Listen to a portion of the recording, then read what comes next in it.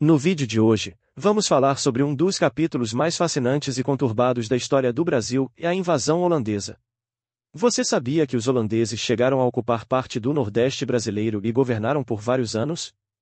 Mas por que isso aconteceu? E quais foram as consequências desse evento?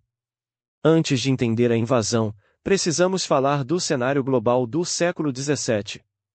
Naquela época, havia uma intensa rivalidade entre as principais potências europeias, Portugal, Espanha e Holanda. Entre 1580 e 1640, Portugal estava sob o domínio da Espanha, na chamada União Ibérica. Isso colocou as colônias portuguesas no alvo de inimigos da Espanha, como a Holanda. Agora, o que interessava tanto aos holandeses no Brasil? O açúcar. O Brasil era o maior produtor mundial desse produto altamente lucrativo. Com a proibição espanhola de comércio entre os holandeses e as colônias ibéricas, a Holanda decidiu agir. Era hora de invadir. Aqui vale um parêntese: a colonização holandesa era muito diferente da portuguesa ou espanhola.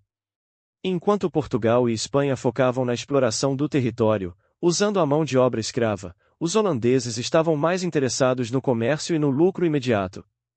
Eles não buscavam povoar ou criar uma cultura local. Em vez disso, a colonização era coordenada por grandes empresas comerciais, como a Companhia das Índias Ocidentais, que vamos explorar agora. Fundada em 1621, a Companhia das Índias Ocidentais, ou WIC, foi criada com um propósito claro: atacar territórios espanhóis e portugueses e explorar colônias no Atlântico. Para isso, eles usaram uma combinação de táticas comerciais, apoio militar e, claro, pirataria. Corsários holandeses atacavam navios ibéricos, enfraquecendo as defesas coloniais. A invasão holandesa aconteceu em duas fases.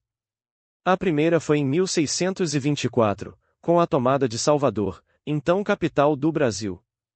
Porém, essa ocupação foi breve, pois uma aliança ibérica expulsou os holandeses no ano seguinte.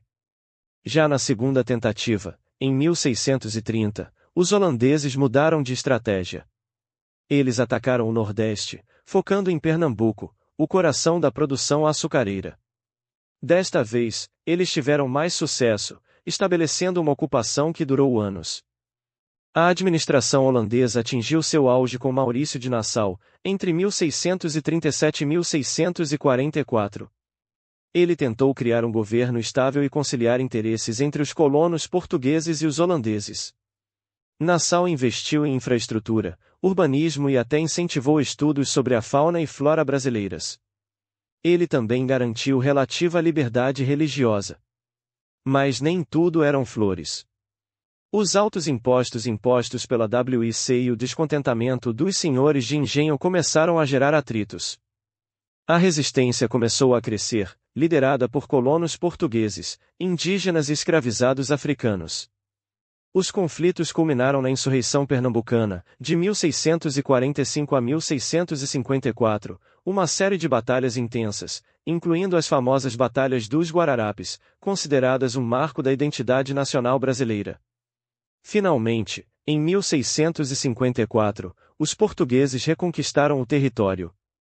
O conflito terminou oficialmente com o Tratado de Haia, em 1661, quando a Holanda reconheceu a soberania portuguesa. E quais foram os impactos disso tudo? Para o Brasil, a invasão fortaleceu a unidade colonial e consolidou a economia açucareira, apesar de aumentar a dependência de Portugal. Já para a Holanda, a derrota os levou a focar suas ambições no Caribe, abandonando o Brasil.